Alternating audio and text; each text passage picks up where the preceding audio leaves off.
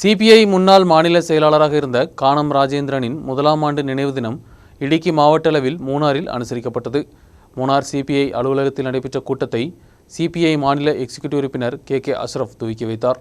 மறைந்த சிபிஐ முன்னாள் மாநில செயலாளர் கானம் ராஜேந்திரனின் முதலாம் ஆண்டு நினைவு தினம் சிபிஐ தலைமையில் பல்வேறு இடங்களில் அனுசரிக்கப்பட்டது. இதன் பாகமாக சிபிஐ இடுக்கி மாவட்ட கவுன்சில் தலைமையில் மாவட்ட அளவிலான கானம் ராஜேந்திரனின் முதலாம் ஆண்டு நினைவு தின பொதுக்கூட்டம் மூணாறில் நடைபெற்றது. மூணார் சிபிஐ அலுவலகத்தில் வைத்து நடைபெற்ற நினைவு தின கூட்டத்தில் சிபிஐ மாநில கவுன்சில் உறுப்பினர் எம்.வை. அவுசேப் தலைமை வகித்தார். சிபிஐ மாநில எக்ஸிகியூட்டிவ் உறுப்பினர் கே அஷ்ரப் நினைவு தின கூட்டத்தை துவக்கி வைத்தார்.